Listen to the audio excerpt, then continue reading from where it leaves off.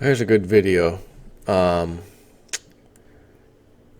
used to follow the bank closings that happen, I think, every Friday on the FDIC insurance website, FDIC.gov, I believe. Excuse me. And I would see a bank or two or three or four get shotgun married off to some other bigger bank because it had failed. And the fund that the FDIC insurance uses to insure those deposits because the bank failed is called the DIF fund. And I remember looking about this long ago, and it always hovered around $50 billion. I thought to myself, that is absurd. There's only $50 billion in the DIF fund when there's trillions and trillions and trillions of dollars that are actually insurable, or at least deposits in the bank. Doesn't make any sense. It's a percent of a percent of a percent. And I remember reading some about the law, and I guess the law states that in an emergency, such as the DIF fund runs out, they can tap the treasury window up to 500 billion, half a trillion. Again, there's trillions and trillions of deposited money. Even half a trillion is meaningless. But interesting article because it talks about negative interest rates in the US from Silver Doctors. It says negative interest rates in the US? Just ask the FDIC. Last week, the FDIC released its annual financial statements, giving the public a glimpse into the financial condition of the organization responsible for backing up the entire U.S. banking system. The numbers are pretty incredible. Submitted by Simon Black, Sovereign Man. The FDIC maintains the Deposit Insurance Fund, the DIF fund, which is the emergency stash for nearly all bank deposits in the land of the free. DIF financial statements show an incredible 54% drop in cash equivalents since last year. Again, we just started 2016. This means the DIF's immediate liquidity is now just 1.2% of its total assets. In other words, nearly 99% of the insurance fund is tied up in various investments that may lose substantial value in the very financial crises that they're meant to insure. Now, I read this. I'm like, what are you talking about? What do you mean the DIF fund is invested into something? What is he talking about? I've never known, never heard in my life that the DIF fund, rather than it be an insurance fund that sits in a pool on standby, they're actually investing this? So the DIF fund is going to need some bailing out. It's going to need another DIF fund to it's like AIG all over. The DIF fund's empty. We need to bail it out through some other company. But there is no other company. Oh, that's right. It's American taxpayer. Sorry about that. The FDIC has stuffed much of the DIF funds in an expanding bond portfolio. Yet, by its own admission, this portfolio is down $10 billion, or roughly 14%, not looking good. Plus, a good chunk of that bond portfolio has been invested in securities that earn negative interest. It's incredible. The organization insuring the U.S. banking system has actually purchased bonds that yield negative interest. It costs money to keep them in there. Now, including the losses, the fair market value of the DIF fund is about $62 billion. That might sound like a lot of money, but total bank deposits in the U.S. exceed $13 trillion, according to the Federal Reserve. This means that the DIF has net assets available to cover less than 0.5% of all bank deposits. In fairness, the FDIC's insurance fund doesn't need to maintain 100% cash backing of all bank deposits. That's not how insurance works.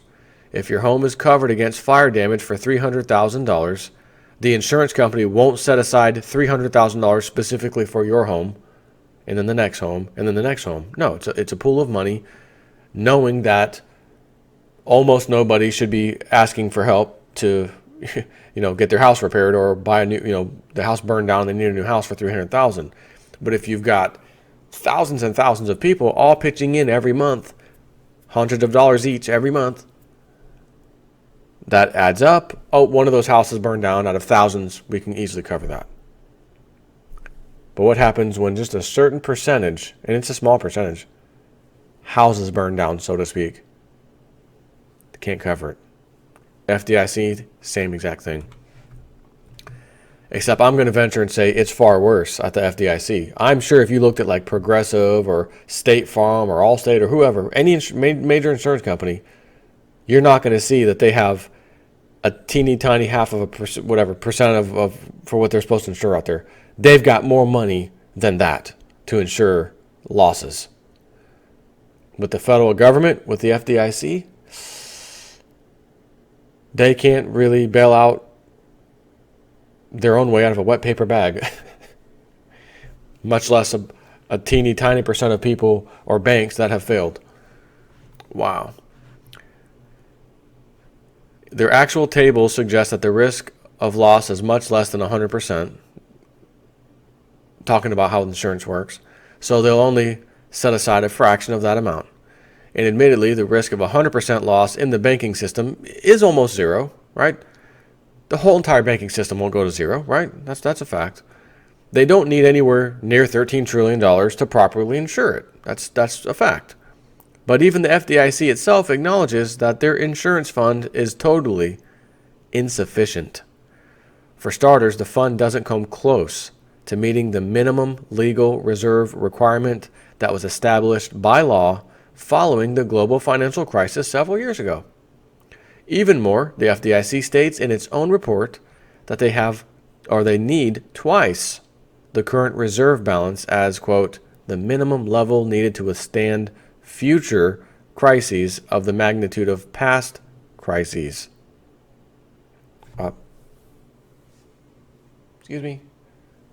J-Snip 4? Yes.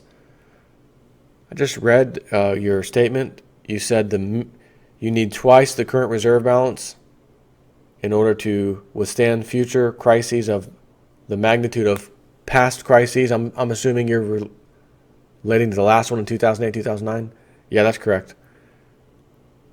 So you need twice what you have now just to deal with exactly what had already happened. Yes. What if it's worse? The next one. What if it's significantly worse? Our models don't show worse, so we can't answer that. All the more reason why you should have a serious amount of your money, your life savings, whatever the hell it is, you guessed it, in precious metals. Get it out of their freaking paper garbage system while you still can. Bottom line, the FDIC has stated in black and white that they are not equipped to deal with another bank crisis. This is where the government is supposed to come in, with an explicit guarantee to bail out the banks. The real irony, of course, is that the government doesn't have any of its own money. They only have your money, taxpayer money. So in essence, the government is guaranteeing your bank deposit with your own money. It's mind-boggling. The larger problem is that the government hasn't done a good job hanging on to any of your money. With the Treasury Department's financial statements showing the U.S. government's net worth at negative $60 trillion, Uncle Sam is in no position to bail anybody out.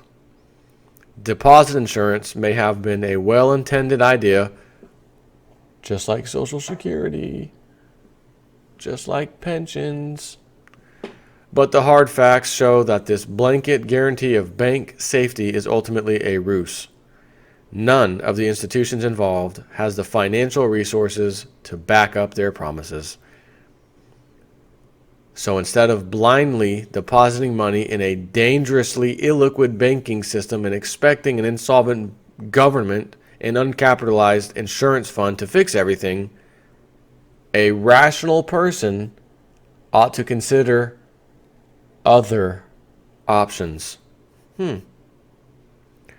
There are other jurisdictions in the world, like Norway, for example, where the banks are far more liquid and more capitalized, backed up by well-capitalized insurance funds or governments with minimal net debt. Holding physical cash is an even easier option to reduce this banking system risk. Just make sure to avoid high denomination notes like 500 euros or $100 bills. And as I said before, I got a better one for you.